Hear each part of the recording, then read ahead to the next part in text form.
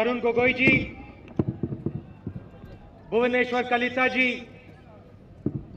अविनाश पांडे जी, टोंक बहादुर राय जी, भीमानंद तांती जी, NJ सरकार जी, भूपेन बोरा जी, Congress party के हमारे सब कार्यकर्ता भाइयों और बहनों, आप सबका यहां बहुत बहुत स्वागत, नमस्कार। कुछ साल पहले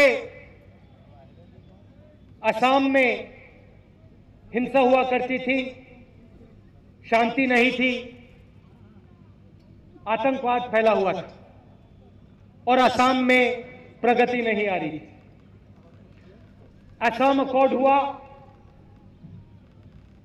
बिहार से कांग्रेस पार्टी ने यहां शांति लाई। उसके बाद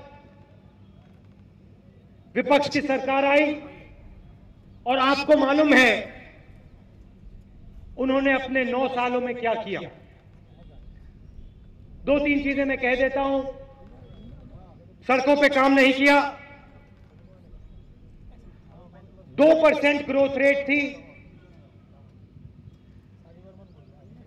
जो सरकारी कर्मचारी थे उनकी सैलरी नहीं मिलती थी। उसके बाद कांग्रेस पार्टी की सरकार आई, गोगोई जी की सरकार आई और शांति की नींव पर प्रगति शुरू हुई। प्रगति क्यों हुई? क्योंकि हमने सबको एक साथ लेकर आगे बढ़ाया। हमने किसी एक जात की राजनीति नहीं की, किसी एक धर्म की राजनीति नहीं की, सबकी राजनीति की। और ये कांग्रेस पार्टी की सोच कि अगर हिंदुस्तान को आगे बढ़ना है तो शक्ति आपको देनी है, जनता को देनी है, और ज्यादा से ज्यादा शक्ति जनता को देनी है। क्योंकि जानकारी आपके बीच में है। 6 new autonomous council, 18 development council हमने बनाए और पिछले दौरे पे मैं आया और उनसे मैंने बातचीत की और मैं आपको खुशी से कहना चाहता हूं कि उनसे मैं सीखा। उनसे बातचीत करने के बाद मैं सीखा किस प्रकार से जमीनी राजनीति करनी चाहिए। प्यार से हिंसा जाती है। किसी ने कहा था कि अंधेरे को आप अंधेरे से नहीं मिटा सकते हो, अंधेरे को आप सिर्फ सूरज से मिटा सकते हो। जब तक बत्ती नहीं जलती है तब तक अंधेरा नहीं जाता है। तो हिंसा से हिंसा को नहीं मिटाया जा सकता। हिंसा को सिर्फ प्यार से मिटाया जा सकता है, भाईचारे से मिटाया जा सकता है। और वो आपने असम में करके दिखाया है और सिर्फ कांग्रेस पार्टी की सरकार ने नहीं करके दिखाया, असम की जनता ने करके दिखाया। आपने हिंसा को प्यार से मिटाया है और इससे हिंदुस्तान को भी, बाकी हिंदुस्तान को सीखना चाहिए कि अगर आपने हिंसा को मिटाना है तो प्यार से हिंसा मिटती है। देखिए, जनरल इलेक्शन होता है और हर इलेक्शन के पहले विपक्षी दल, एनडीए के लोग एक नया गुब्बारा उछालते हैं। 2004 में उन्होंने इंडिया शाइनिंग का गुब्बारा उछाला, भरा, उसको हवा से भरा, जैसे हॉट एयर बलून कहते हैं ना भैया, हॉट एयर बलून को भरा और छोड़ दिया। और 2004 में उन्होंने कहा कि भैया इंडिया शाइनिंग की सरकार बनेगी, चमक तो हिंदुस्तान की सरकार बनेगी। वो गुब्बारा गया ऊपर और जब वोट खुले, जब मशीनें खुले तो गरीबों ने उस गुब्बारे को फाड़ दिया, भड़ाक से वो गुब्बारा बोला और एनडीए के लोग ऊपर देखते रह गए, भैया हमारे गुब्बारे का क्या हुआ। फट गया। फिर 2009 में उन्होंने नया गुब्बारा तैयार किया, हवा भरी उसमें, फिर उसको मैदान में ले जाके छोड़ा और वो गुब्बारा गया ऊपर। 2009 में सब लोगों ने कहा, मीडिया के दोस्तों ने कहा कि इस बार तो कांग्रेस पार्टी की सरकार नहीं आएगी। 2009 के बाद मई में फिर से वोट खुले और धड़ाक से गुब्बारा गया इनका। अब इन्होंने 2014 में एक नया गुब्बारा तैयार किया है, बहुत हवा भरी है इसमें, पूरा पंप कर दिया इसको, धड़ाधड़ धड़ाधड़ धड़ाधड़ हिंदुस्तान में जाके पंप कर दिया। और ये बहुत बड़ा इंडिया शाइनिंग का गुब्बारा गया ऊपर। और जितनी आवाज वो पिछले गुब्बारे के फटने की आई थी ना, उससे 3 गुना आवाज इसकी आएगी जब ये फटेगा, धड़ाम से। मैं बताता हूं क्यों फटेगा। क्योंकि कांग्रेस पार्टी एक पार्टी नहीं है, कांग्रेस पार्टी एक सोच है, विचारधारा है, और ये बहुत पुरानी विचारधारा है, ये नई विचारधारा नहीं है। और इस विचारधारा ने बहुत सारे ऐसे गुब्बारे फोड़ रखे हैं। हमारी विचारधारा कहती है कि ये देश तभी आगे जाएगा जब हम प्यार से राजनीति करेंगे, तभी आगे जाएगा जब हम भाईचारे की बात करेंगे, तभी आगे जाएगा जब हम गरीबों की बात सुनेंगे और गरीबों को आगे लाएंगे। जब हम गरीबों को शक्ति देंगे तभी ये देश आगे जाएगा। तो मैं अपने विपक्षी दोस्तों से कहना चाहता हूं कि जो आपका गुब्बारा फटता है, ये गुब्बारा कांग्रेस पार्टी नहीं फाड़ती, ये गुब्बारा हिंदुस्तान के गरीब लोग फाड़ते हैं। और इस बार भी ये जो आपका मार्केटिंग का गुब्बारा है, हॉट एयर बलून जो है आपका, इसको भी गरीब जनता धड़ाके से फोड़ेगी। असम में गरीबों की किस प्रकार मदद की? सबसे पहले भाईचारे से हमने 2% से लेकर 13% ग्रोथ रेट कर दी। लोग गुजरात मॉडल की बात करते हैं, बीजेपी के लोग कहते हैं कि भैया पूरे हिंदुस्तान में हम गुजरात मॉडल लाएंगे। मैं उनको जवाब देना चाहता हूं कि असम को भैया गुजरात मॉडल नहीं चाहिए। असम को असम मॉडल चाहिए। असम मॉडल है यहां पे।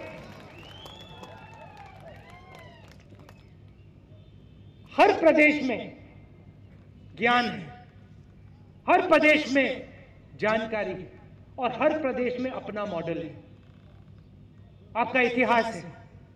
जब भी मैं यहां आता हूं, आप लोग अपने मुझे कपड़े पहनाते हो, आपका इतिहास है, आपकी हिस्ट्री है, आपका कल्चर है। गुजरात का मॉडल गुजरात में चलता है, और गुजरात के मॉडल को गुजरात की महिलाओं ने खड़ा किया, गुजरात के मजदूरों ने खड़ा किया। इनके जो नेता हैं कहते हैं कि भैया हम हिंदुस्तान को दूध पिलाते हैं, हम हिंदुस्तान को दूध पिलाते हैं। अगर ये थोड़ा गुजरात का चक्कर काट लें तो उनको बात समझ आए कि गुजरात में जो दूध की क्रांति हुई वो मोदी सरकार ने नहीं की, वो गुजरात की महिलाओं ने की, और वो 1950 से चली आ रही। मेरा कहना है कि असम में हमें असम का मॉडल चाहिए, और असम में कोई कमी नहीं है। अगर असम को आगे बढ़ना है तो असम को अपने ज्ञान से, अपनी नॉलेज से, अपने सिस्टम से आगे बढ़ना है। बीजेपी के लोग सोचते हैं, विपक्ष के लोग सोचते हैं कि पूरा हिंदुस्तान एक सोच से चल सकता है, और वो सोचते हैं कि भाई हमारी सोच है, उस सोच को हम असम पे भी डालेंगे, उत्तर प्रदेश पे भी डालेंगे, बिहार पे भी डालेंगे, तमिलनाडु पे भी डालेंगे, महाराष्ट्र पे भी डालेंगे। ये देश एक सोच का देश नहीं है, ये देश हजारों लाखों सोच का देश है। और ये देश की सच्ची शक्ति आपका इतिहास, सिर्फ असम का इतिहास नहीं, हर प्रदेश का इतिहास, हर जगह का इतिहास, हर धर्म का इतिहास, ये हमारी शक्ति है। हमें किसी एक सोच की जरूरत नहीं, हमें सब सोचों की जरूरत है और सबको एक साथ ले जाना है। उदाहरण देता हूं, यहां पे पिछले सालों में रिकॉर्ड राइस प्रोडक्शन हुआ है, सबसे ज्यादा चावल आपने उगाया है। हरी क्रांति एक प्रकार से हुई, किसके मॉडल से हुई है? ये आपके मॉडल से हुई, ये असम के मॉडल से हुई। स्पेशल फोकस हमने टी ट्राइब से आदिवासियों पे दिया, माइनॉरिटीज, एससी, एसटी, ओबीसी पे, किसानों पे 1000 करोड़ रुपए का पैकेज हमने आपको दिया और इससे सचमुच में आपको फायदा हुआ है। अब आप अगर इनके स्टेटों में जाएंगे, गुजरात में चले जाइए, आपके लोग जाते होंगे और वहां आदिवासियों से आप बात कर लीजिए 2 मिनट आदिवासियों से बात कर लीजिए और उनसे पूछिए भैया गुजरात मॉडल के बारे में। गुजरात का आदिवासी सिर पकड़े बैठा हुआ है, कह रहा है भैया हमारी भी सुन लीजिए। ओबीसी सिर पकड़े बैठा है, कह रहा है हमारी भी सुन लीजिए। गरीब किसान बैठा हुआ है, कह रहा है भैया हमारी भी सुन लीजिए। मगर वहां नहीं सुन रहे, वहां सिर्फ उनका गुब्बारा चल रहा है, Gujarat model, Gujarat model, Gujarat model, Gujarat model, पूरी दुनिया को सुना रहे हैं। चुने हुए लोगों को फायदा पहुंचा रहे हैं। 5-6 कंपनियां हैं, पूरा का पूरा फायदा उनको पहुंचाया जा रहा है। लोगों की जमीन, किसानों की जमीन छीनी जा रही है, हजारों लाखों एकड़ ले लिया है और किसान बैठा देख रहा है कि भैया क्या हो रहा है यहां पे। असम को आगे बढ़ाना है तो कैसे करना है? सबसे पहले असम को हिंदुस्तान से बाकी दुनिया से जोड़ना है। कैसे जुड़ेगा? सड़कों से जुड़ेगा, रेलवे लाइन से जुड़ेगा और जो हमने east west corridor road project जो बनाया है 500 किलोमीटर सड़कों का, उससे आपको जोड़ा जाए। आपके जो अभी एमपी होने वाले हैं युवा नेता, उन्होंने कहा है कि 4 लेन हाईवे की बात, उन्होंने 4 लेन हाईवे की बात उठाई और बिल्कुल सही बात कही। जितनी 4 लेन हाईवे असम में आएंगे उतना आपको फायदा होगा।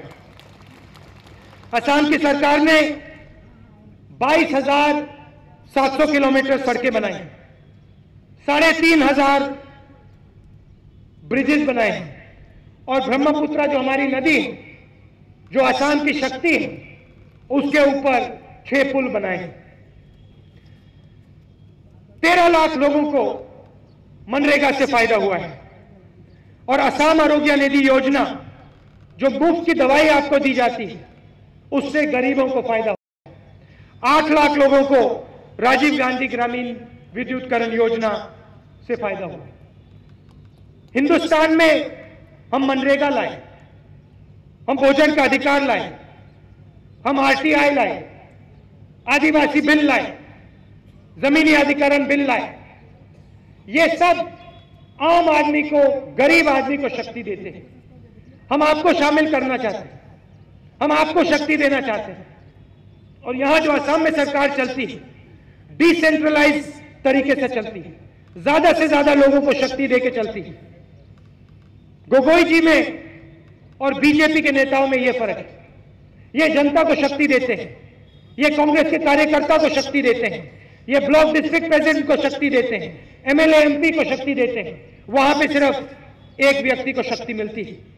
उनकी सोच है कि ज्ञान एक व्यक्ति में होता है, हमारी सोच है कि ज्ञान आपके अंदर होता है।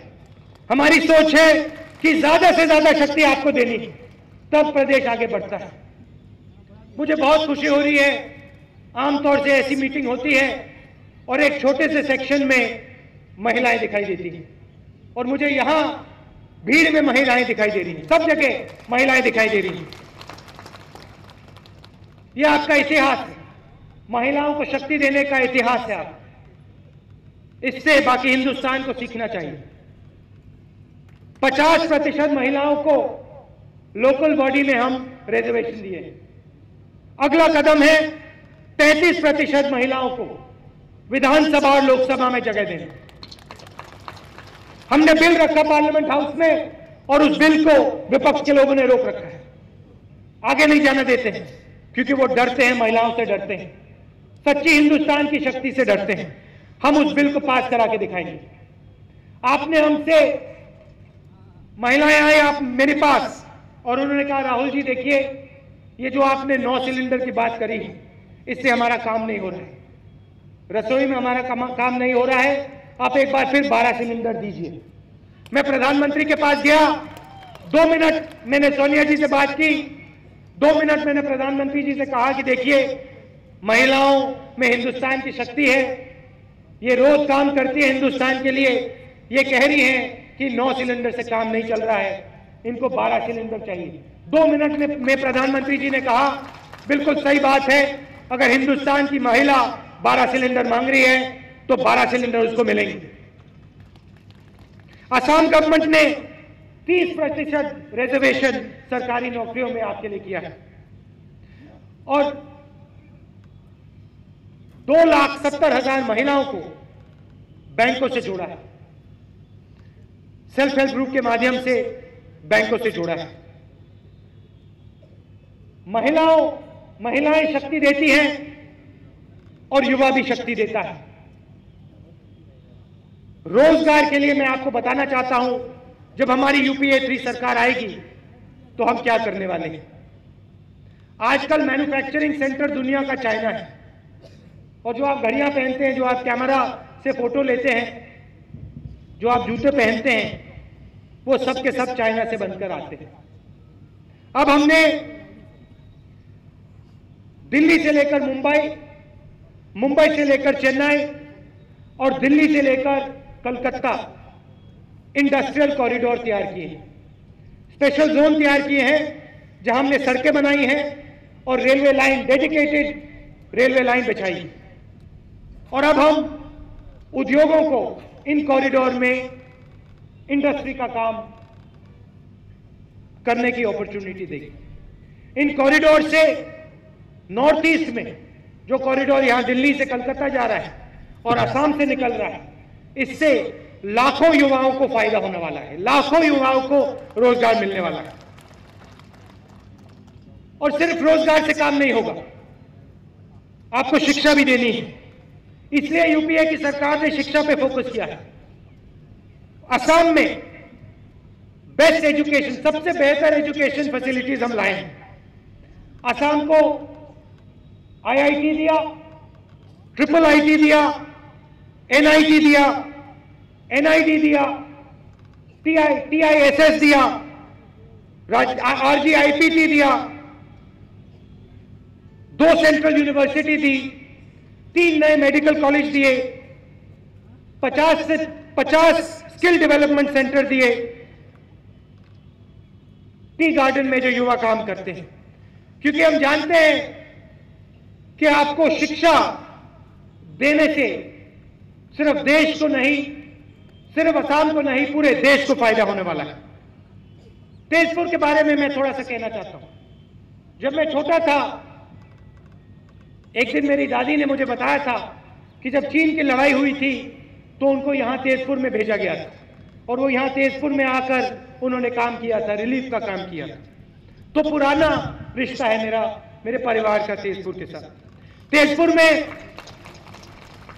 तेजपुर में हमने एयरपोर्ट बनाया और नेशनल हाईवे को 4 लेन बनाने का काम शुरू किया है। तेजपुर की रेलवे लाइन को ब्रॉडगेज किया और तेजपुर की जो यूनिवर्सिटी है उसको सेंट्रल यूनिवर्सिटी बनाया। देखिए, पिछले 10 सालों में देश में कांग्रेस पार्टी ने तकरीबन 15 करोड़ लोगों को मनरेगा, भोजन के अधिकार, इन प्रोग्रामों से गरीबी रेखा से निकाला है। जितने गरीब लोगों को हमने गरीबी रेखा से निकाला है, हिंदुस्तान के इतिहास में पहले नहीं हुआ। 15 करोड़ लोगों को पहले कभी गरीबी रेखा से बाहर नहीं निकाला गया। अब गरीबी रेखा के ऊपर और मिडिल क्लास के नीचे एक नया वर्ग तैयार हुआ है। 70 करोड़ लोग जो गरीबी रेखा से ऊपर हैं मगर मिडिल क्लास में नहीं है। अगली सरकार यूपीए 3 की गरीबों की जरूर मदद करेगी, आदिवासियों की जरूर मदद करेगी, टी ट्राइब्स की जरूर मदद करेगी। जो हमने भोजन का अधिकार दिया है, रोजगार योजना दी है, अब हम स्वास्थ्य के अधिकार की बात कर रहे हैं, शेल्टर के अधिकार की बात कर रहे हैं, वो हम जरूर करेंगे। मगर ये जो 70 करोड़ लोग हैं जो टैक्सी चलाते हैं, जो बढ़ाई का काम करते हैं, जो छोटा छोटा काम करते हैं, छोटे छोटे बिजनेस चलाते हैं, पूरा हमारा फोकस इन पे होगा। हम चाहते हैं कि जो 70 करोड़ लोग हैं आने वाले 5-10 साल में इनको हम सबको हम मिडिल क्लास में डालें। हम अमीरों की सरकार नहीं चलाना चाहते हैं। हम इस बात को मानते हैं कि विकास के लिए इंडस्ट्री चाहिए, विकास के लिए उद्योग चाहिए और उद्योगों को सपोर्ट की जरूरत है, मगर हम गरीबों को पीछे नहीं छोड़ने वाले हैं। ये हम में और हमारे विपक्षी दल में फर्क है। वो जो 70 करोड़ लोग हैं, हमारा पूरा का पूरा फोकस उन पे होगा, उनके स्वास्थ्य पे होगा, उनके शिक्षा पे होगा और उनके रोजगार पे होगा। और आने वाले 5-10 साल में हम इस देश में जो 70 करोड़ लोग हैं उनको हम मिडिल क्लास में डाल के दिखाएंगे। फिर हम कह पाएंगे कि भाई ये देश सचमुच में चमक रहा है। विपक्ष के लोग गरीबी देखते हैं, भूखे लोगों को देखते हैं और फिर यहां से भाषण देते हैं कि भैया हिंदुस्तान चमक रहा है। हिंदुस्तान नहीं चमक रहा है और हिंदुस्तान उस दिन तक नहीं चमकेगा जिस दिन इस देश में आपको एक गरीब नहीं दिखाई दे। तभी हिंदुस्तान चमकेगा जब यहां से गरीबी को हमने हटा दिया। अब आप उनके भाषण सुनिए, उनके नेताओं के आप भाषण सुनिए। 2 चीजें कहते हैं वो। पहली चीज, हिंदू को मुसलमान से, गरीब को अमीर से, महाराष्ट्र के लोगों को यूपी के लोगों से लड़ाने की बात, गुस्से की बात। आप देखिए चुनाव हो रहा है, चुनाव से थोड़े ही समय पहले यूपी में दंगा शुरू, तो ये गुस्से की राजनीति करते हैं, पहली बात। और दूसरी बात, इनको गरीब लोग नहीं दिखाई देते हैं। जहां भी ये जाते हैं इनको गरीब का दर्द नहीं समझ में आता है, गरीब का दर्द इनको दिखता नहीं। इसीलिए ये ऐसे स्टेज से इंडिया शाइनिंग की बात कर सकते हैं। मैं इंडिया शाइनिंग की बात कर ही नहीं सकता हूं क्योंकि मैं गरीब के दर्द को पहचानता हूं, देखता हूं, रोज मुझे दिखता है। यहां जो हमारी बहनें आई, मैं आपके दर्द को समझता हूं। झोपड़ी में आप रहती हैं और आपको डर लगता है कि भाई मेरे बच्चे के भविष्य कैसा होगा। जब तक वो हमने दर्द नहीं मिटाया तब तक इंडिया नहीं शाइन कर सकता है। ये फर्क है हम में और उनमें। मैं आपको सिर्फ एक वायदा कर सकता हूं कि नियत मेरी साफ, मैं दिल से गरीबों के लिए काम करना चाहता हूं, बातों से नहीं करना चाहता हूं, बातों से नहीं करना चाहता हूं, भाषण से नहीं करना चाहता हूं, काम से करना चाहता हूं। आपके बीच में आकर आपकी बात सुनकर समझकर काम करना चाहता हूं। आजकल नेता सोचते हैं कि गरीब जनता की सुनवाई करने की कोई जरूरत नहीं, सोचते हैं कि भैया पूरा का पूरा ज्ञान हम में होता है, नेता में। नेता आता है, दूर से देख लेता है और फिर भाषण देता है कि भैया ये करना है, ये करना है, ये करना है, ये करना है। हम में सिर्फ एक शक्ति होती है, नेता, सच्चे नेता में सिर्फ एक शक्ति होती है, सिर्फ एक काम करता है, वो जनता के बीच में जाता है, उसमें घमंड नहीं होता है, वो अपना सिर झुका के आपकी बात सुनता है। और जो नेता अपना सिर नहीं झुका सकता है, गरीबों के सामने अपना सिर नहीं झुका सकता है, गरीबों के घर में जाकर खाना नहीं खा सकता है, गरीबों का हाथ नहीं पकड़ सकता है, वो हिंदुस्तान को कभी नहीं बदल सकता है। सीधी बात। और अगर आप हमारे नेताओं को देखेंगे तो आपको यह बात दिखाई देगी, चाहे आप गांधी जी को देखिए, सरदार पटेल को देखिए, नेहरू जी को देखिए, इंदिरा जी को देखिए, चीफ मिनिस्टर को देखिए, ये जनता के बीच में जाते हैं, प्यार है जनता से, दिल से काम करते। देखिए मैं इनके साथ बैठता हूं गाड़ी में, 5 मिनट के लिए बैठता हूं और ये सिर्फ एक बात करते हैं, असम में हमने ये करना है, असम में हमने वो करना है, ये मुश्किल है, इस चीज को हमने बदलना है। शिक्षा की बात करेंगे, स्वास्थ्य की बात करेंगे, कभी अपनी बात नहीं करेंगे। और इसीलिए यहां पे शांति आई क्योंकि ये लड़े हैं और इनमें एक्सपीरियंस। और आज यहां हमारे युवा नेता हैं, मैं इनको भी कहना चाहता हूं आपके सामने, आप युवा हैं, जोश है आप में, मगर आपको जनता की बात सुननी है, आपको जनता के बीच में जाना है, आपको जनता के बीच में जाना है और सिर झुका के जाना है, इनके घरों में जाना है, इनके साथ खाना खाना है, इनकी जो मुश्किलें हैं उसको समझना है। और भैया आप सीधा बता देना मुझे, मैं बोरा जी को पहचानता हूं, जानता हूं, काम करने वाला लड़का है, मगर अगर थोड़ी भी कमी आई मेरे पास आना